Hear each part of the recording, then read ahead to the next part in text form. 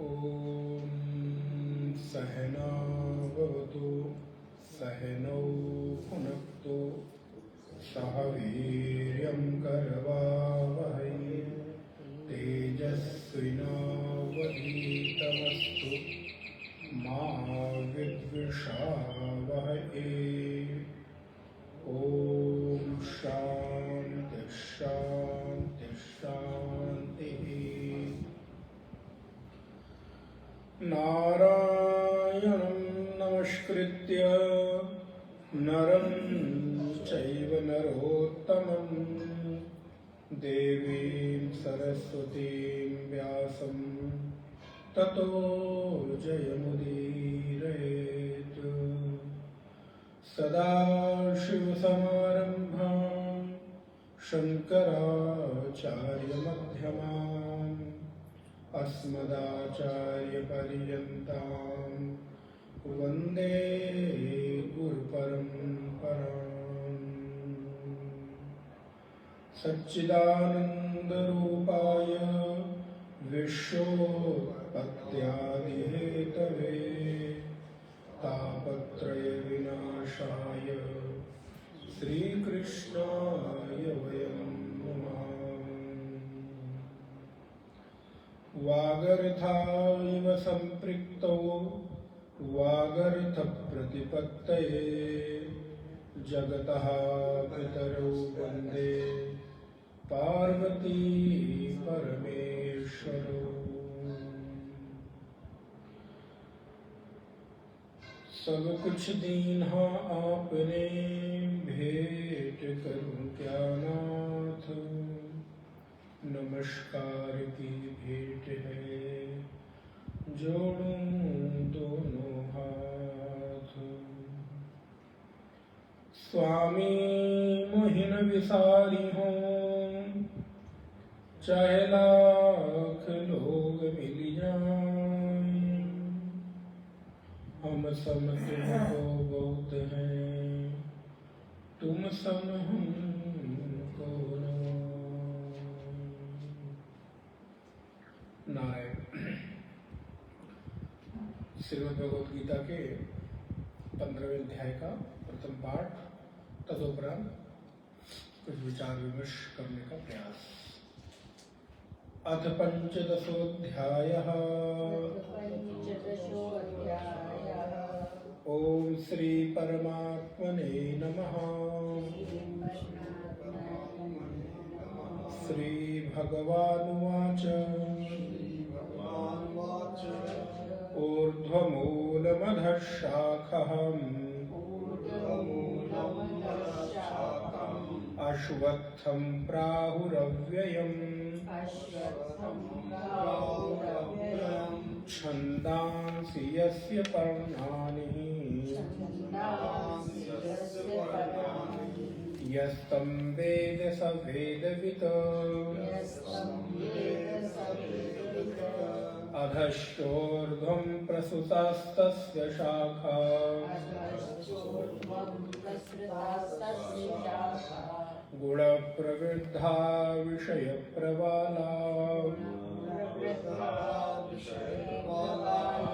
अधश्च मूलान्यनुसन्ततानि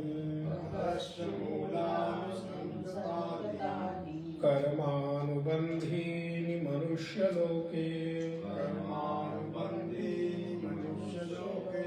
न रूपमस्येह ततोपलभ्यते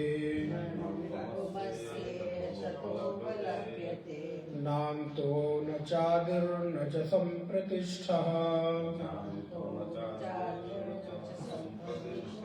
अश्वत्थमेनं सुविरूढमूलम् असङ्गशस्त्रेण दृढेन चित्वा ततः पदं तत्परिमार्गितव्यम्। यस्मिन् गता न निवर्तन्ति भूयः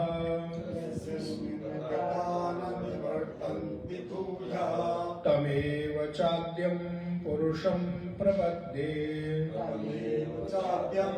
पुरुषं प्रपद्ये यतः प्रवृत्तिः प्रसुता पुराणिः यतः प्रवृत्तिः प्रसुता पुराणी निर्माणमोहाजितसङ्गदोषा निर्माणमोहाजितसङ्गदोषा अध्यात्मनित्या विनिवृत्तकामा अध्यात्मनित्या विनिवृत्तकामा द्वन्द्वैर्विमुक्ता सुखदुःखसंज्ञैः विमुक्ता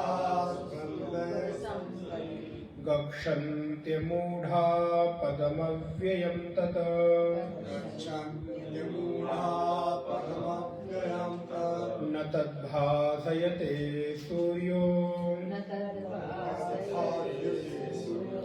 न शशाङ्को न पावकः शशाङ्को न पावकः यद्गत्वा न निवर्तन्ते यद्गत्वा न निवर्तन्ते तद्धामः परमं मम तद्धाम परमं मम ममैवांशो जीवलोके ममैवांशो जीवलोके जीवभूतः सनातनः जीवभूतः सनातनः मनः षष्ठानीन्द्रियाणि मनः षष्ठानीन्द्रियाणि प्रकृतिस्थानि कर्षति प्रकृतिस्थानि कर्षति शरीरं यदवाप्नोति शरीरं यदवाप्नोति यच्चाप्युत्क्रामतीश्वरः यच्चाप्युत्क्रामतीश्वरः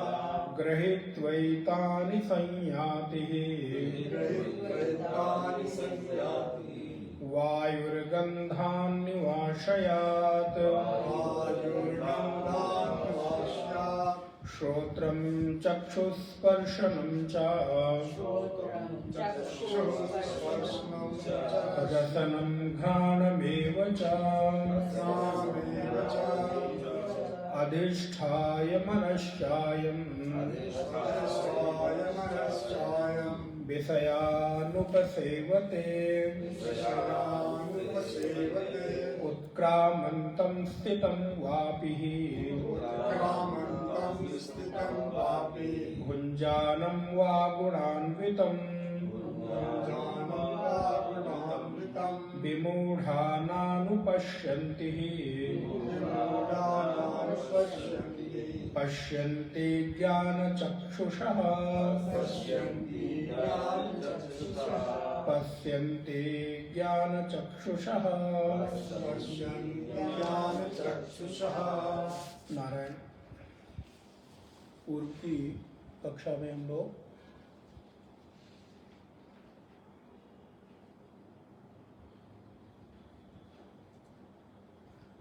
विचार कर रहे थे कि भगवान श्री कृष्ण अर्जुन को उपदेश दे रहे हैं और जहाँ पर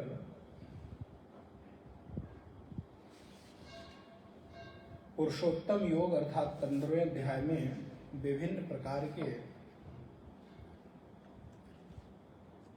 जो ये संसार में फैले हुए प्रकृति का स्वरूप है उसको एक वृक्ष के रूप में रूपक बनाया है।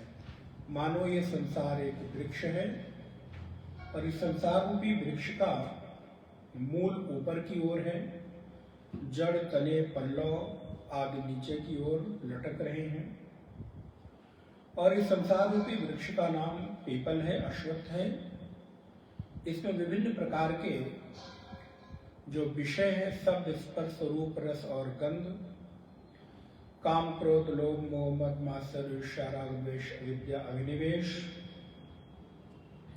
विभिन्न प्रकार की जो हमारे चित्त वृत्तियों में उठने वाले विषयों के प्रति लालसाएं हैं, भोग इच्छाएं हैं, कामनाएं हैं, वासनाएं हैं, वो इस अश्वत्थ वृक्ष के तने हैं, जड़ पत्ते हैं। तो भगवान कहते ऊर्ध्वमूलम अधःशाखम अश्वत्थम प्राहुरव्ययम् छंदांसि यस्य पर्णानि छंदांसि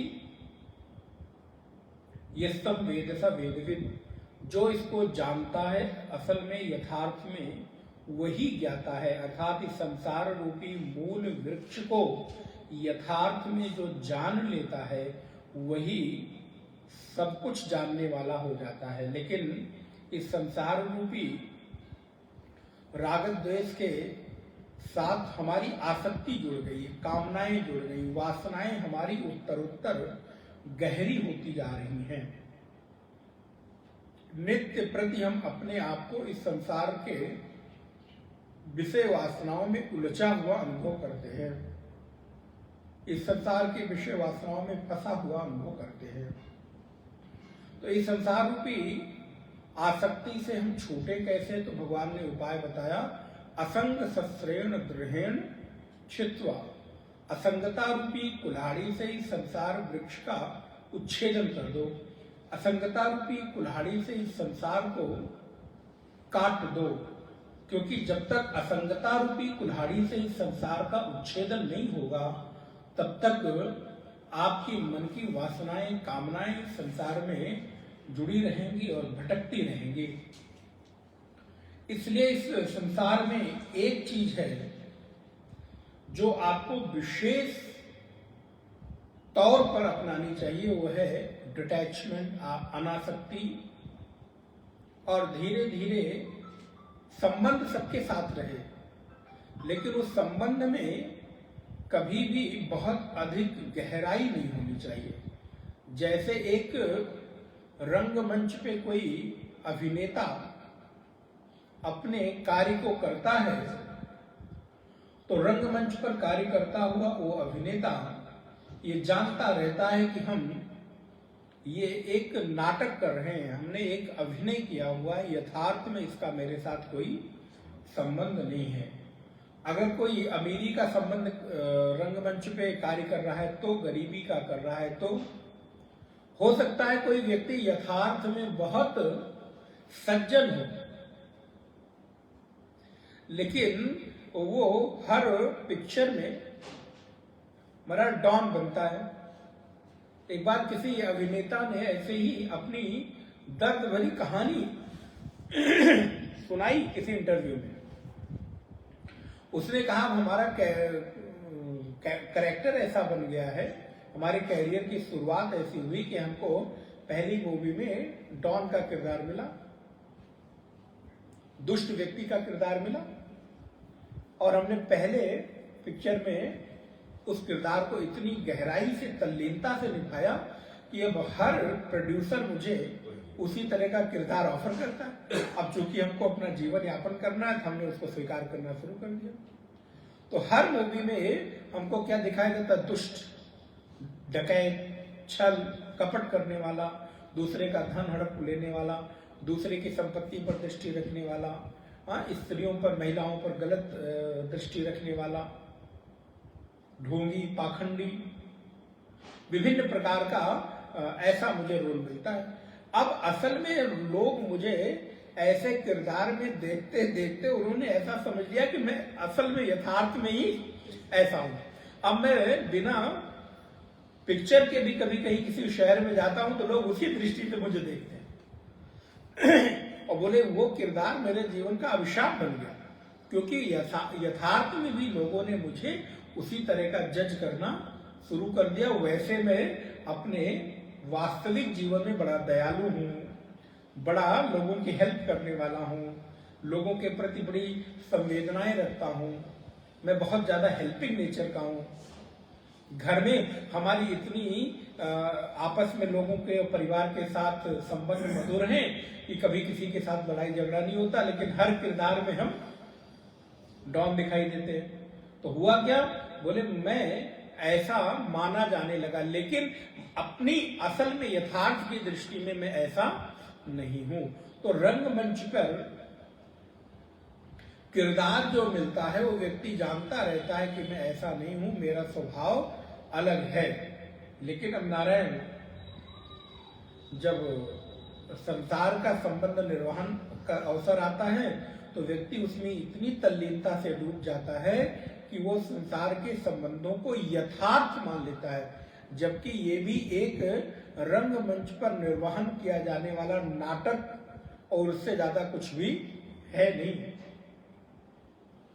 वो एक गीत याद आ रहा है, यद्यपि आप लोग सब लोग जानते हैं, बस मैं आधी लाइन बोलूंगा।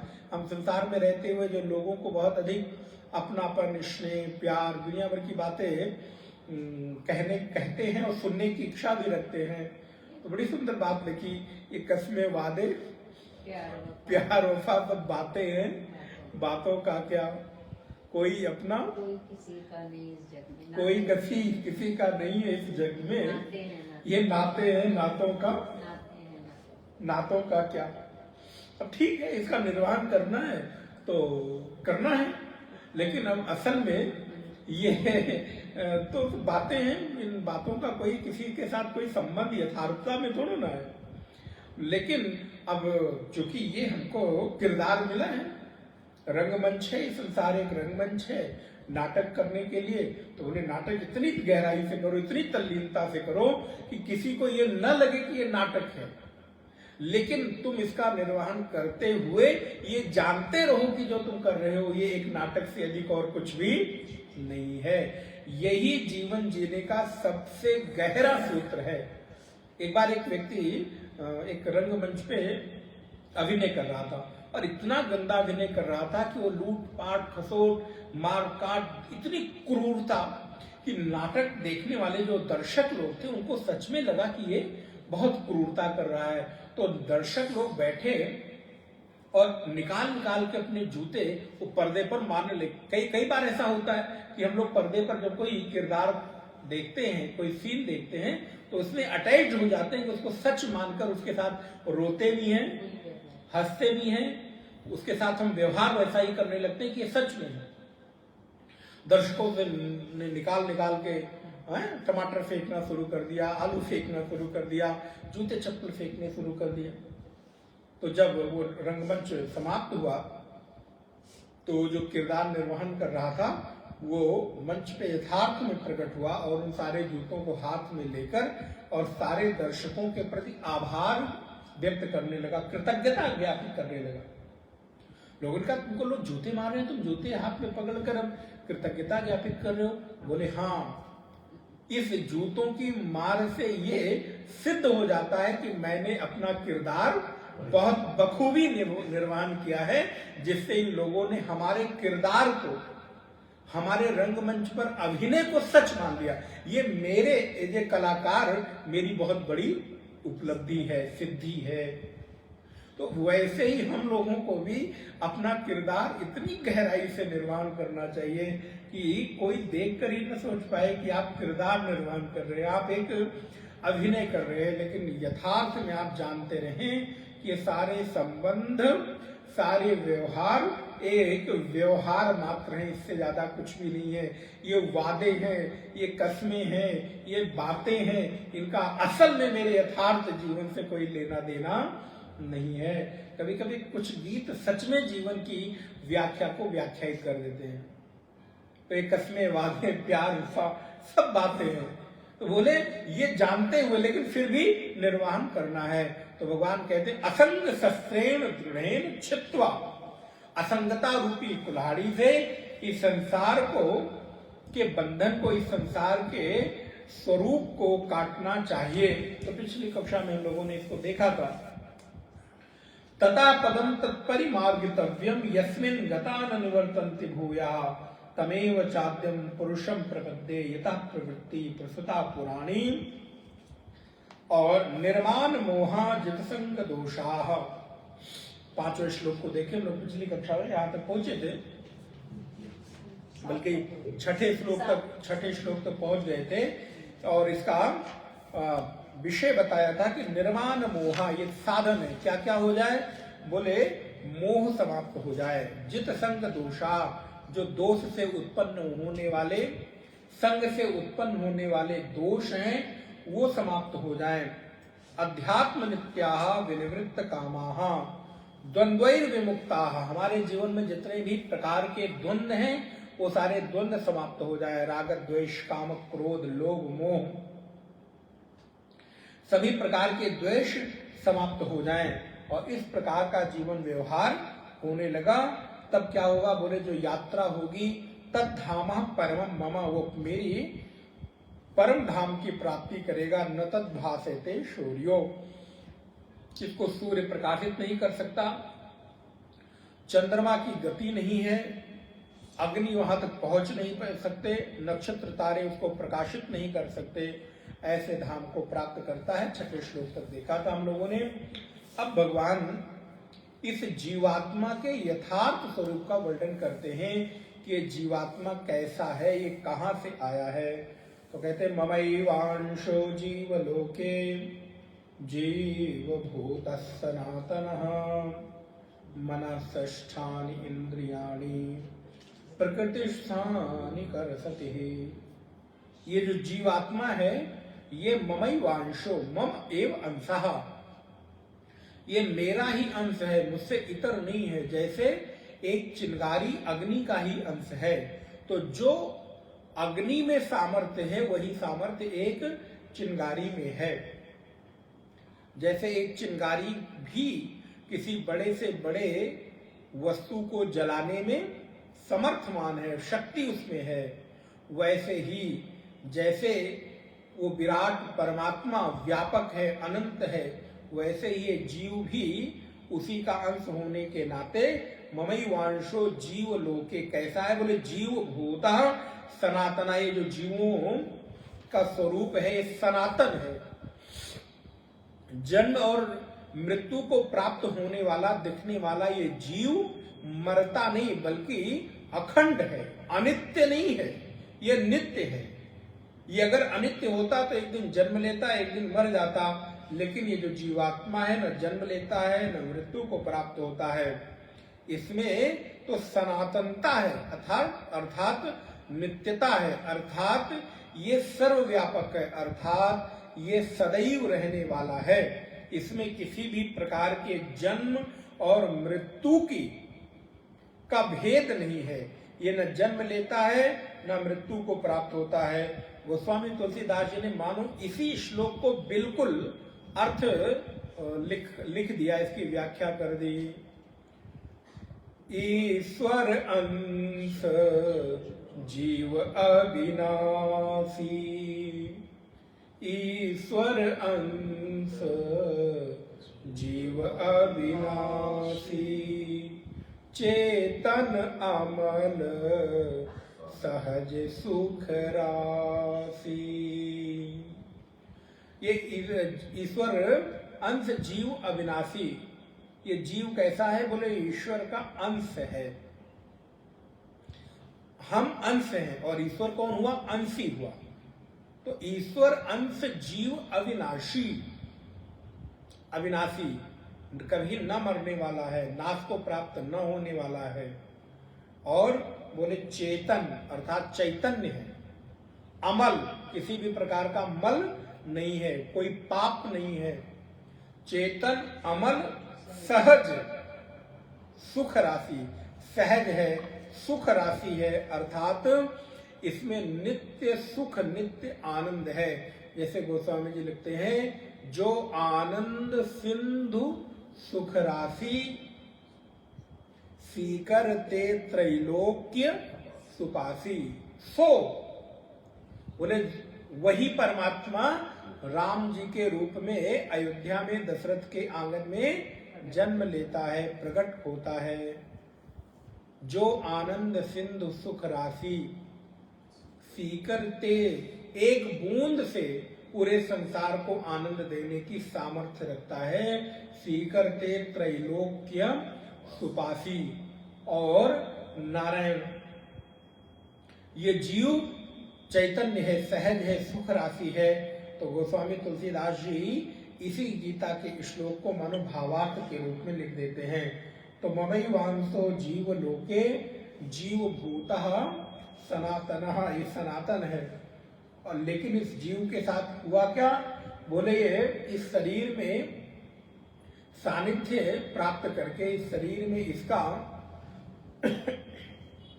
नारायण जन्म ले लेने के कारण मनःषष्ठानि इंद्रियाणि, मन सहित जो हमारी इंद्रियां हैं, पंच ज्ञानेंद्रियां पंच कर्मेंद्रियां, वो पंच ज्ञानेन्द्रियां और पंच कर्मेंद्रियां, ये मनःष्ठानि इंद्रियाणि प्रकृति स्थानि कर्षति, ये उसका कर्षण कर लेता है। और जब ये अपनी अंतिम यात्रा पर निकलता है तो मन सहित जो हमारी ज्ञानेन्द्रियां हैं, उन ज्ञानेन्द्रियों में हमने जीवन भर जो भी कर्म किए हैं, उन कर्मों का संस्कार लेकर ये जीव इस संसार से विदा होता है।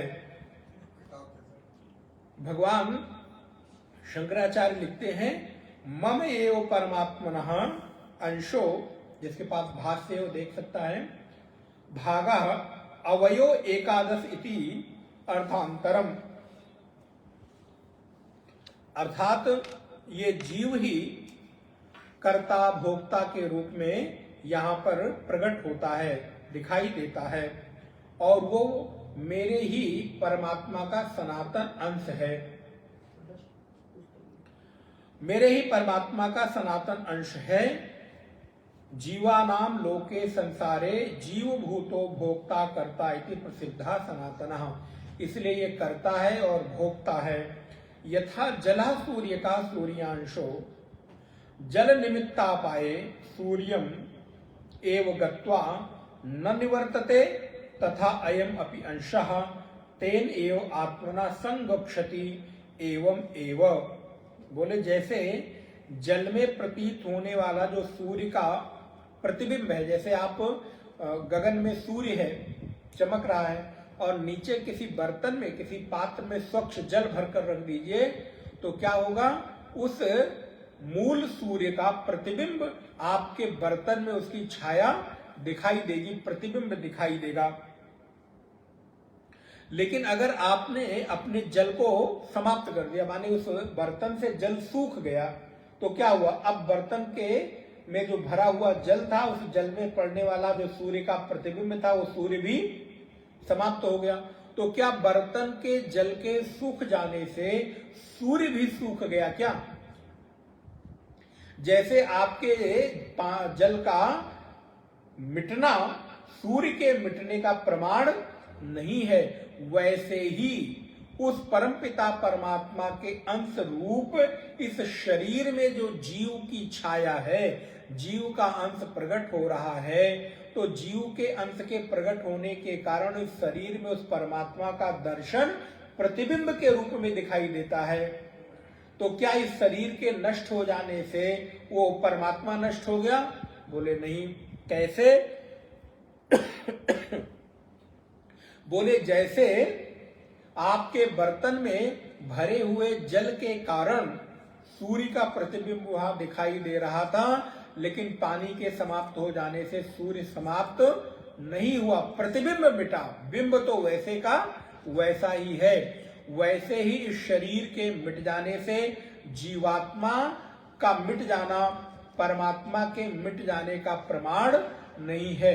शरीर नहीं रहता, लेकिन परमात्मा तो यथावत जैसे सूर्य गगन में चमक रहा है, वैसे ये परमात्मा भी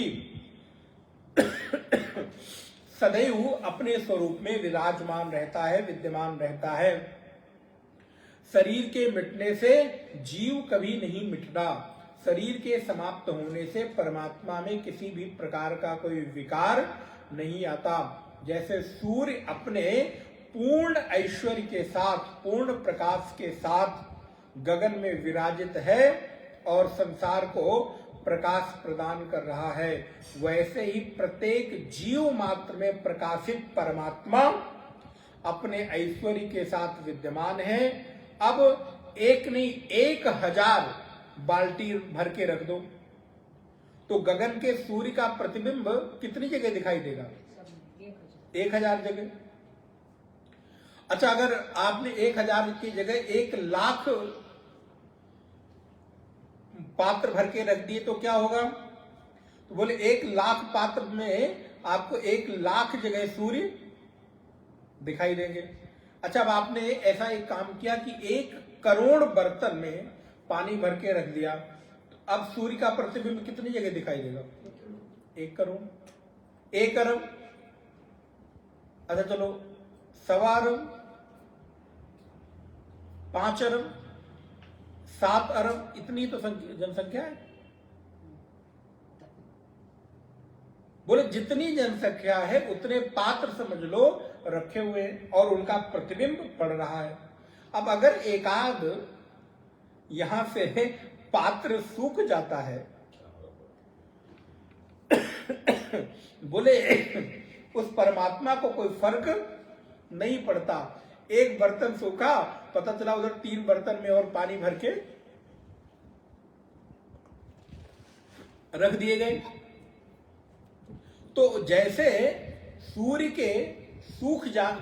के प्रकाश से उस बर्तन में प्रतिबिंब पड़ रहा है, उस प्रतिबिंब का सूख जाना या बढ़ जाना सूर्य को कोई प्रभावित नहीं करता। वैसे ही इस संसार में कुछ लोगों का जन्म ले लेना और कुछ लोगों की मृत्यु हो जाने से परमात्मा के स्वरूप में कोई विकार नहीं आता। हाँ, कोई एक व्यक्ति किसी परिवार का, किसी समाज का, हो सकता है किसी राष्ट्र का नेतृत्व करता हो, तो उसके रहने न रहने से घर, परिवार, समाज, राष्ट्र को फर्क पड़े, लेकिन उस परम चैतन्य सत्ता में कोई परिवर्तन, कोई प्रभाव नहीं पड़ने वाला है। तो इसलिए ममैवांशो जीव लोके जीव भूत सनातनः मनःषष्ठानि इंद्रियाणि प्रकृति स्थानि कर्षति।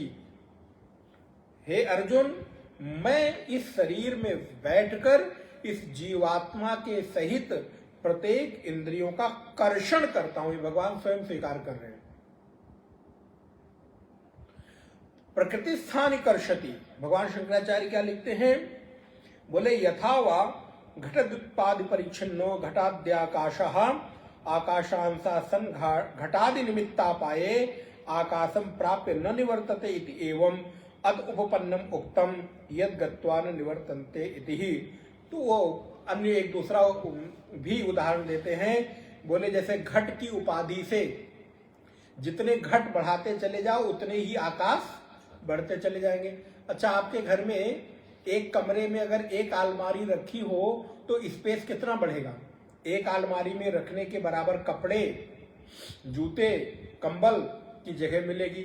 उसी कमरे में एक अलमारी और बढ़ा दो तो क्या हुआ? स्टोर रूम बड़ा हो गया।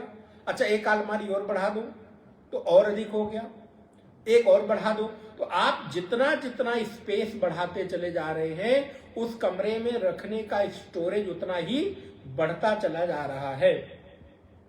तो बोले जैसे जैसे घट की संख्या बढ़ती चली जाती है वैसे वैसे घटाकाश भी बढ़ता चला जाता है, लेकिन घट के टूट जाने से आकाश में कोई परिवर्तन नहीं होता। आकाश तो ज्यों का त्यों है, स्पेस तो उतना ही है। अब आप इतने बड़े प्लॉट में चाहे 10 कमरे बना ले, चाहे एक कमरा बना ले, आपके ऊपर निर्भर करता है। आपके प्लॉट का साइज तो उतना ही है, स्पेस उतना ही है। अब उस स्पेस को आप यूटिलाइज कैसे करते हैं ये आपके विवेक पर निर्भर करता है, आपकी बुद्धि पर निर्भर करता है। आकाश में घटना बढ़ना नहीं है, आकाश तो यथावत है। उस आकाश में आप कितना स्पेस बनाते हो ये आपकी बुद्धि और आपके कौशल पर निर्भर करता है। आपकी कुशलता है कि हो सकता है कि इतने ही बराबर के प्लॉट साइज में आपके घर का सौंदर्य दूसरी तरह हो, पड़ोसी के घर का किसी दूसरी तरीके हो। उसने अपनी जरूरत के मुताबिक घर बनाया हो। कभी कभी आप जाइए, एक ही फ्लैट में एक व्यक्ति का घर थोड़ा छोटा दिखाई देता है, एक व्यक्ति का घर बड़ा दिखाई देता है। ये कैसे हो गया? बोले हमारा प्लॉट साइज तो एक ही है। बनाने का तरीका अलग है, रहने का तरीका अलग है, सामान को व्यवस्थित करने का तरीका अलग है। वैसे ही परमात्म तत्व में किसी भी प्रकार का घटना बढ़ना नहीं है। घट जितने बढ़ाते चले जाओ उतना ही स्पेस बढ़ता चला जाता है और घट के टूट जाने से वो आकाश वैसे का वैसा रहता है। इसलिए जैसे घट की उपाधि से परिच्छिन्न हुआ घटाकाश, मठाकाश और फिर महाकाश, वैसे ही हर व्यक्ति की उपाधि अलग है। कोई छोटा, कोई बड़ा, कोई काला, कोई गोरा, कोई नाटा, कोई लंबा, कोई ब्राह्मण, कोई क्षत्रिय, बोले जिसने जो उपाधि ओढ़ ली है उस उपाधि से वो उपहित होकर तत्तद रूपों में भाषित हो रहा है। हमने ब्रह्मचारी की उपाधि ओढ़ ली, किसी ने गृहस्थ की उपाधि ओढ़ ली, किसी ने सन्यास की, किसी ने ब्रह्मचर्य की, किसी ने स्त्री की, किसी ने पुरुष की। लेकिन अगर देखा जाए तो परमात्मा दृष्टि से उस तत्व में ना कोई स्त्री है और ना कोई पुरुष है। शरीर की दृष्टि से हम किसी को स्त्री, किसी को पुरुष, किसी को ब्राह्मण, किसी को क्षत्रिय, किसी को काला, किसी को गोरा, किसी को छोटा, किसी को बड़ा, किसी को गरीब, किसी को अमीर कह सकते हैं। लेकिन चैतन्य की दृष्टि से, आत्मा की दृष्टि से, उस परम सत्ता की दृष्टि से न कोई स्त्री है, न कोई पुरुष है, न कोई काला है, न कोई गोरा है, न कोई बड़ा है, न कोई छोटा है, न कोई भेद है। वो कैसा है? बोले वो ज्यों का त्यों है, उसमें किसी भी तरह का कोई रंग भेद नहीं, उपाधि का भेद नहीं है। वो पूरा का पूरा ये परमात्मा तत्व है। तो बोले वैसे ही जैसे कि घटाकाश के टूट जाने के बाद पुनः वो आकाश घट में बदलता नहीं है, वैसे ही शरीर के छूट जाने के बाद, इस शरीर के मृत हो जाने के बाद ये जीवात्मा अपने परम पुरुष परमात्मा के साथ मिलकर महातत्व में, महाचैतन्य में, महाप्रकाश में प्रकाशित होकर एक हो जाता है। इसलिए यद गत्वा न निवर्तन्ते तद धामः परमम मम। अब आप समझिएगा, जैसे एक घट के टूट जाने के बाद घटाकाश महाकाश में विलीन हो गया, तो अब दोबारा वो घटाकाश नहीं बनेगा। वैसे ही ये शरीर छूट जाने के बाद ये भी उस परम चैतन्य सत्ता में विलीन हो गया। अब ये लौटकर दोबारा उस शरीर में नहीं आने वाला है, क्योंकि ये भी अपने मूल स्वरूप में विलीन हो गया, मूल स्वरूप में चला गया। इसलिए भगवत्पाद आचार्य शंकर कहते हैं, ननु निरवयवस्य परमात्मनः कुता अवयो एक देशा अंसा इति। सावयत्व च विनाश प्रसंगा अवयव विभागात।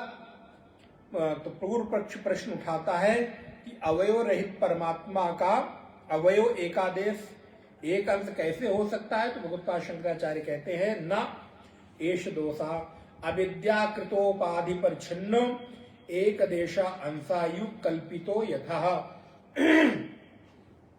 बोले ये कोई दोष नहीं है, क्योंकि अविद्या के कारण, मोह के कारण, राग द्वेष के कारण, माया के कारण वो परमात्मा जो सर्वव्यापक है, अपरिच्छिन्न है, वो हमें एक देश में उत्पन्न होता हुआ दिखाई देता है, प्रतीत होता है, यद्यपि वो ऐसा है नहीं। साचा जीवो मद अंशत्वेन कल्पिता कथम संसरति उत्क्रामति चैति उच्यते। बोले वो मेरा अंश रूप है, तो वो शरीर छोड़कर कैसे जाता है? तो वो बताते हैं, मनसष्ठानि इंद्रियाणि श्रोत्रादीनि प्रकृति स्थानी स्वस्थाने कर्णशकुल्यादौ प्रकृतौ स्थितानि कर्षति आकर्षति। यह जीवात्मा जिनमें मन छठा है, माने मन सहित पांचों और जो ज्ञानेन्द्रियां हैं, कर्ण छिद्रादि अपने अपने गोलक रूप प्रकृति में स्थित रहते हैं, और ये वहीं से अपने उस परमात्मा तत्व को से प्रभावित होकर, चैतन्य होकर अपना अपना कार्य करते हैं। शरीरम यद वापनोति, यद आपनोति शरीरम। अब ये श्लोक बहुत महत्वपूर्ण है, 8वां श्लोक। किस समय इस शरीर में वो परमात्मा आकर्षित होता है? आकर्षित होने का तात्पर्य है अपने स्वरूप को प्रकट करता है। तो बोले शरीरम यद वापनोति, यद आपनोति शरीरम, यच्चा अपि उत्क्रामति ही। जिस समय ये शरीर को प्राप्त करता है, जिस समय ये शरीर को छोड़ता है, दोनों ही काल में। ग्रहित्वैतानि संयाति वायु गंधान निवासयात। बोले जैसे वायु गंध को अपने साथ लेकर जाती है, एक जगह तक जाती है, फिर छोड़ देती है, फिर ले जाती है, फिर छोड़ देती है। वायु कभी गंध को अपने साथ नियमित कंटिन्यूशन में उसको लेकर उड़ती नहीं है। आप देखिए, वायु किसी गंध को लेकर आई, छोड़ दी, फिर वहां तक गंध आई, फिर एक कदम आप आगे बढ़ गए तो वहां पे आपको गंध नहीं महसूस होती, फिर थोड़ा सा आगे बढ़े, फिर गंध महसूस हो रही है। तो बोले जैसे वायु अपने साथ गंध को लेकर जाती है, छोड़ती है, लेकर जाती है, छोड़ती है, ठीक इसी प्रकार ये जीवात्मा भी इस शरीर के साथ आगे बढ़ता है, छूट जाता है, फिर आगे बढ़ता है और छूट जाता है। ये नियमित क्रम चलता रहता है। भगवत पाद शंकराचार्य लिखते हैं, ईश्वरो देहादि संघात स्वामी जीवः तदा कर्षति इति श्लोकस्य द्वितीय पादा अर्धवशात प्राथम्येन संबंधिते। जब ये देहादि संघात का जो स्वामी है इस शरीर को छोड़कर जाता है, तब उसको आकर्षित करता है।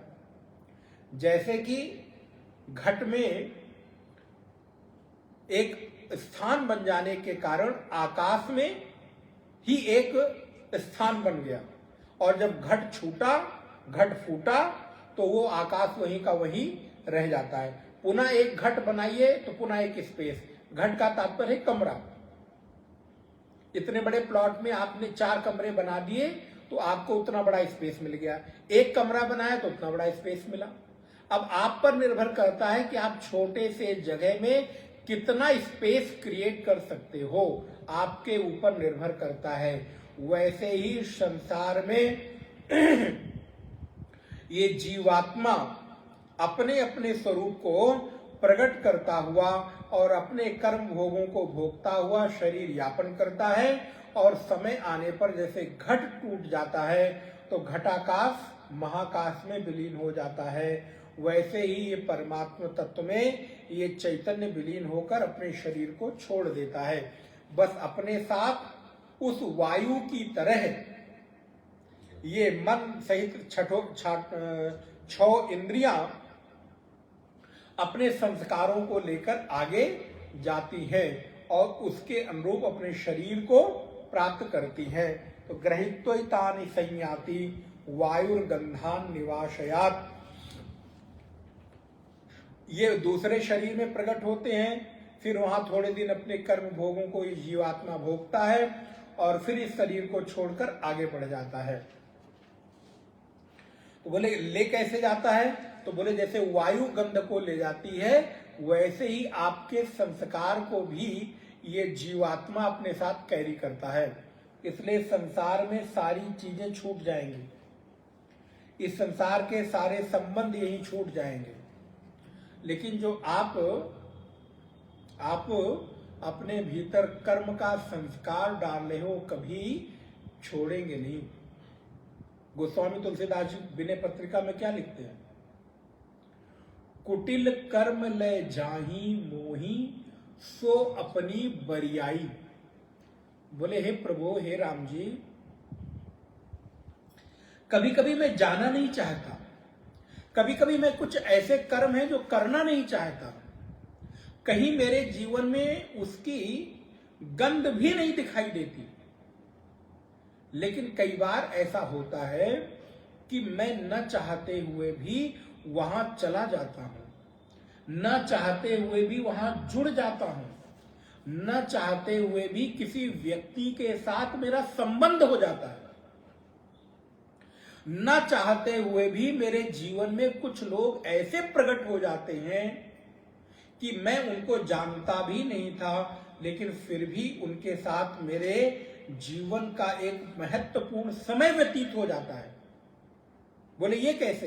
बोले कुटिल कर्म ले जाही मोही तो अपनी बरियाई, बरियाई का तात्पर्य होता है जबरदस्ती।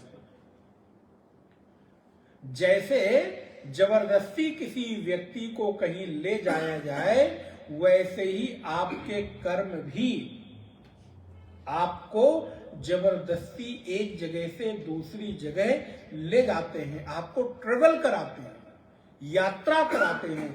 कई बार आप कहीं जाना नहीं चाहते, कई बार किसी से आप मिलना नहीं चाहते, कई बार कुछ ऐसी चीजें हैं जिनके साथ आप जुड़ना नहीं चाहते, लेकिन जाने अनजाने ऐसी परिस्थितियां निर्मित होती हैं कि आप उनसे जुड़ते हैं, थोड़े दिन तक गहरे संबंधों में रहते हैं, फिर छूट जाते हैं, फिर चलते हैं, फिर कोई मिलता है, जुड़ता है, फिर छूट जाता है। बोले संसार का एक अनवरत चलने वाली प्रक्रिया है, इसको चाहकर भी आप रोक नहीं सकते, क्योंकि ये संबंध जीवन की सतत प्रवाह मानता है।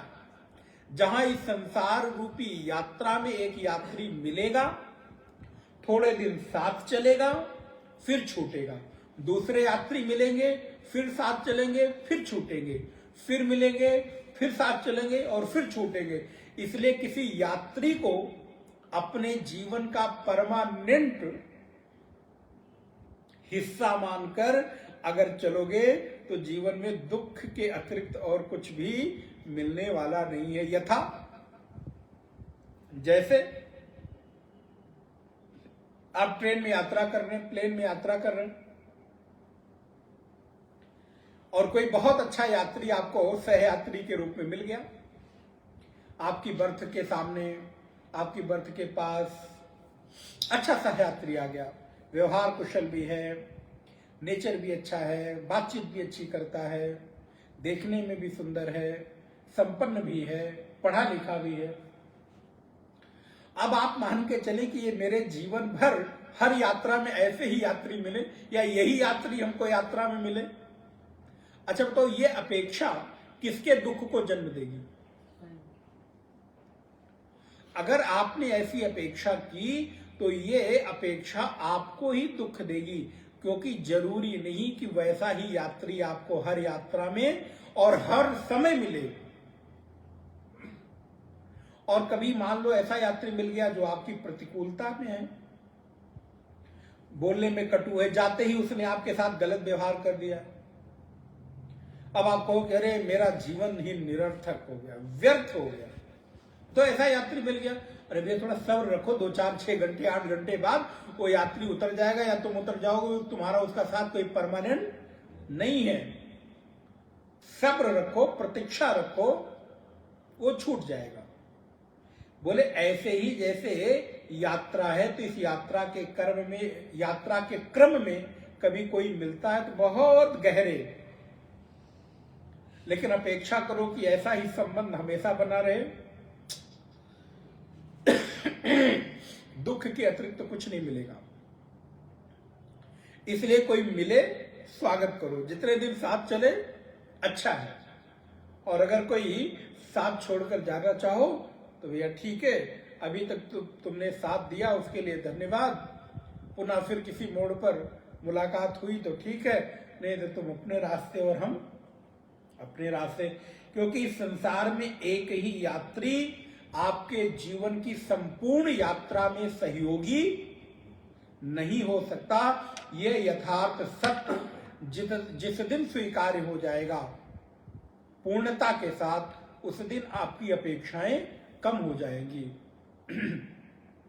और अपेक्षा कम होने से दुख भी कम होने लगेगा। लेकिन हम एक अच्छा सुंदर यात्री मिल जाने पर मुझे लगता है कि ये तो जीवन की हर यात्रा का मेरा सहयात्री हो गया, और यही साथ बना रहे। बोले यही तुम्हारे दुख का कारण है। इसलिए भगवान कहते हैं, अर्जुन शरीरम यदवाप्नोति यच्चाप्युक्रामति स्वरः, जिस समय इस शरीर की प्राप्ति होती है, श्लोक नंबर थोड़ा आगे बढ़ जाए, यच्चाप्युक्रामति स्वरः ग्रहीत्वैतानि संयाति वायुर्गंधान निवासयात्, वायु की तरह इस शरीर का एक क्रम से दूसरे क्रम में जाना सुनिश्चित है, जाता रहता है। और कौन कौन सी इंद्रियां? बोले मन सहित सारी इंद्रियां। श्रोत्रम, श्लोक नंबर 9, श्रोत्रम चक्षुस्पर्शनम च रसनम घ्राणमेव च अधिष्ठाय मनश्चायं विषयानुपसेवते। बोले मन सहित छह इंद्रियां इस शरीर को ले जाती हैं। तो यहां पर तीन चीज समझने की जगह है। वायु की जगह पर जीव है। जैसे वायु गंध को ले जाती है, वैसे ही जीव अपने पुण्यों को लेकर जाती है। और नारायण किसके माध्यम से? बोले सूक्ष्म शरीर के माध्यम से।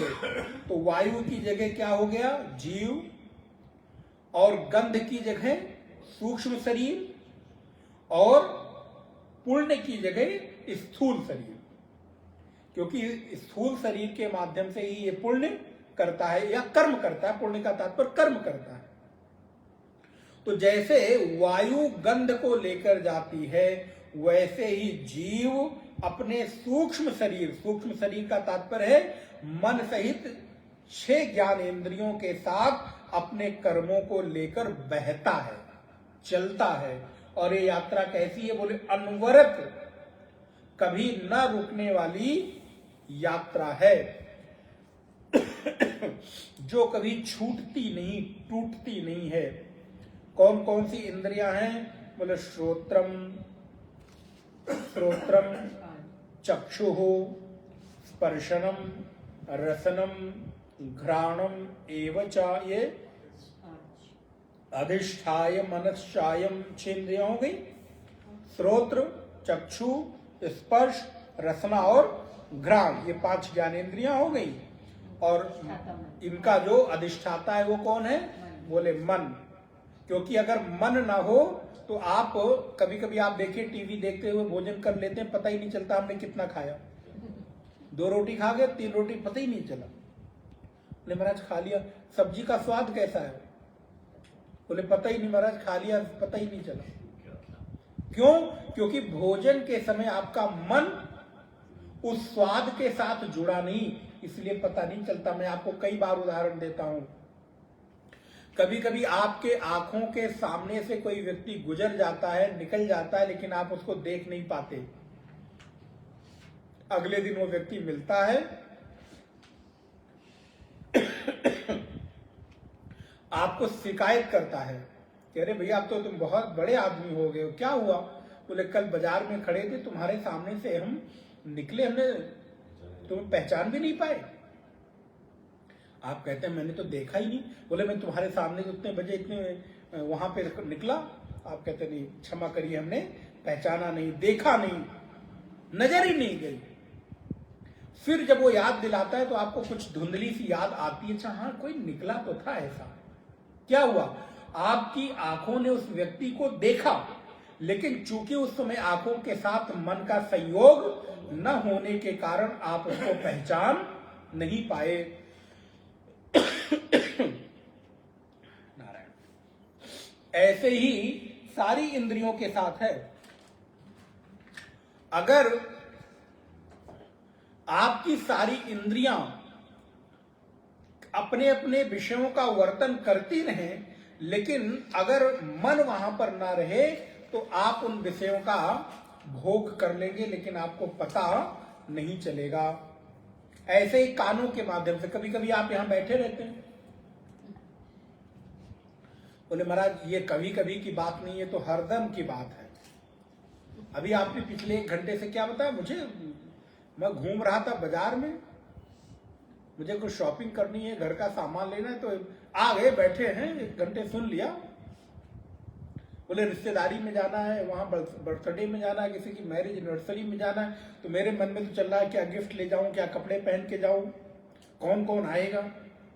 बोले महाराज बैठे यहां हैं, शब्द भी कानों के माध्यम से जा रहे हैं, लेकिन आपको सुनाई कुछ नहीं दे रहा है।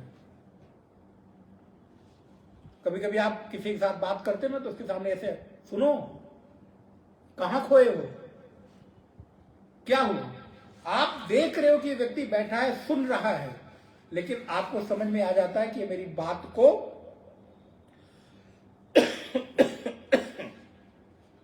मेरी बात को समझ नहीं रहा है। ये उपस्थित तो है, लेकिन यहां पर है नहीं, क्योंकि इसके मन में कोई विषय और ही चल रहा है। तो यहां होकर भी यहां पर नहीं है। इसलिए नारायण मन का जिस इंद्रियों के साथ संयोग नहीं होता है उस इंद्रियों का ज्ञान होता नहीं। इसलिए भगवान कहते हैं, स्पेशली देखिए, किसी इंद्री का नाम नहीं लिया लेकिन मन का वो नाम लेते हैं कि मनस्ष्टान इंद्रियाणि, अर्जुन में मन सहित 6 इंद्रियों का कर्षण करता हूं, खींचता हूं, और उन इंद्रियों के विषयों का जो संस्कार तुम्हारे चित्त में पड़ा है उन संस्कारों के माध्यम से तुम्हारी अगली यात्रा निश्चित करता हूं। श्रोत्रम चक्षुस्पर्शनम च रसनम घ्राणमेव च अधिष्ठाय मनश्चायम विषयानुपसेवते, जिन जिन विषयों का वो सेवन करता है। अब श्लोक नंबर 10, बड़ी ही सुंदर बात। उत्क्रामंतम स्थितम वापि भुंजानाम वा गुणान्वितम विमूढ़ा नानुपश्यन्ति पश्यन्ति ज्ञान चक्षुषा। यहां पर भगवान ने डिक्लेयर कर दिया कौन कौन से लोग मुझको जानते हैं, कौन कौन से लोग यथार्थ विषयों को जान सकते हैं। बोले विमूढ़ा, जो विमूढ़ लोग हैं ना, विपरीत बुद्धि वाले लोग हैं, नानुपश्यन्ति, वो मुझे नहीं देख सकते। पश्यन्ति माने देखना। इसका मतलब है भगवान इस बात को स्वीकार करते हैं कि मुझे देखा जा सकता है।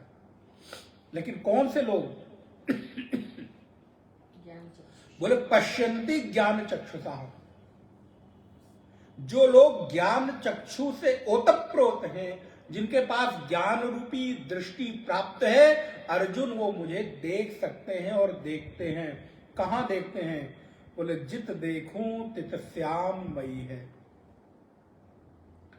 सिय राम मैं सब जग जानी, करऊं प्रणाम जोरी जोग पानी।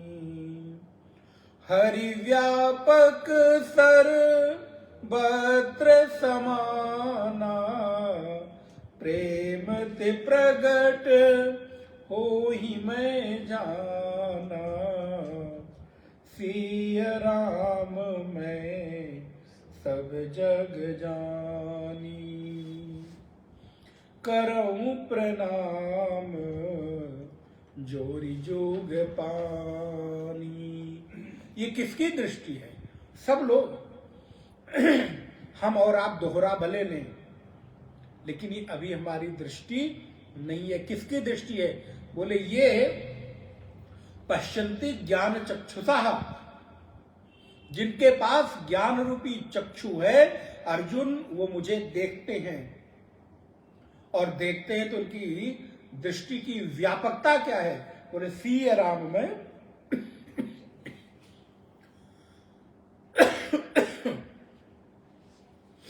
सब जग जानी। सीताराम हमारे प्रभु ही जगत के कण कण की सत्ता में व्याप्त हैं। ये ज्ञान की दृष्टि का बल है कि एक साधक कह सकता है मेरे परमात्मा एक देशीय नहीं है, मेरे परमात्मा एक काल तक में सीमित नहीं है, सर्व देश में, सर्व काल में, सर्व परिस्थितियों में वो व्यापक है। तभी प्रहलाद जी कहते हैं, पिताश्री वो मेरा परमात्मा कहीं एक जगह नहीं है, जहां देखो वहीं मेरे परमात्मा है। कहीं भी? बोले हाँ, खड्ग खम्भ में, बोले खड्ग में, खम्भ में भी, आप में भी, मुझ में भी। और जब हिरण्यकश्यप उस खम्भ में प्रहार करता है तो परमात्मा उस खम्भ से भी प्रकट हो जाते हैं, क्योंकि वो चिन्मय चैतन्य परमात्मा एक देश काल वस्तु तक सीमित नहीं है। वो तो सर्व देश में, सर्व काल में, सर्व व्यापक होने के नाते कभी भी कहीं से भी प्रकट हो सकता है। उसके प्रकट होने के लिए किसी काल विशेष की आवश्यकता नहीं है, किसी वस्तु विशेष की अपेक्षा नहीं है। लेकिन किसके लिए? बोले ये ज्ञान चक्षुषा, पश्यन्ति ज्ञान चक्षुषा, जो ज्ञान चक्षु से संपन्न है। इसलिए उत्क्रामंतम स्थितम वापि, अर्जुन ये जीवात्मा जब इस शरीर का उत्क्रमण करके अर्थात छोड़कर जाने लगता है, भुंजानम व गुणान्वितम, अथवा अपने शरीर में स्थित रहकर शब्दादि विषयों का भोग करता है, सुख दुख आदि परिस्थितियों का उपभोग करता है, तब मूढ़ लोग इस जीवात्मा को देख नहीं पाते और नारायण लेकिन इस शरीर में रहते हुए जो ज्ञान से संपन्न लोग हैं इसी शरीर में उस परमात्मा का दर्शन करते हैं। भगवान शंकराचार्य ने एक बहुत सुंदर पंक्ति लिखी, लिखते हैं अत्यंत दर्शन गोचर प्राप्तम विमूढ़ा दृष्टा दृष्ट विषय भोग बाला कृष्ट चेता तया अनेकधा मूढ़ा न अनुपश्यन्ति। और फिर लिखते हैं अहो, अहो माने कितने कष्ट की बात है। अहो देखो देखो जरा, कष्टम वर्तते, भगवान शंकराचार्य कहते हैं अहो कष्टम वर्तते इति अनुक्रोशति च भगवान।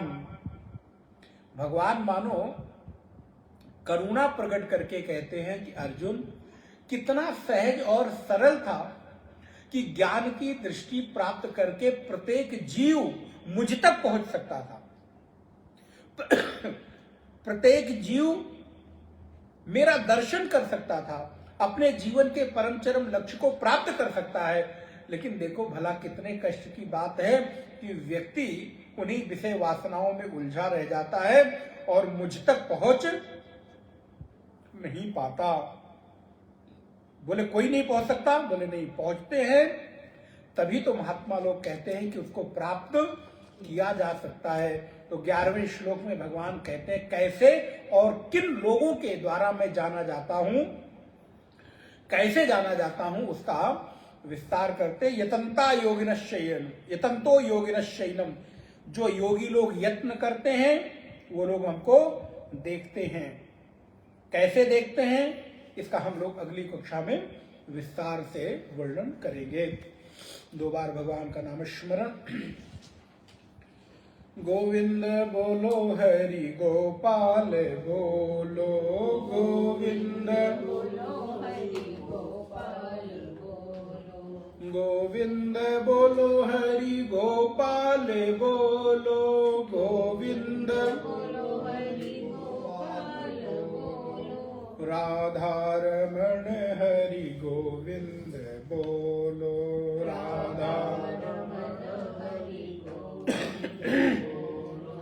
राम जी की जय जय, लखन जी की जय जय, राम जी की जय जय, राम जी की जय जय, लखन जी की जय जय, राम जी की जय जय,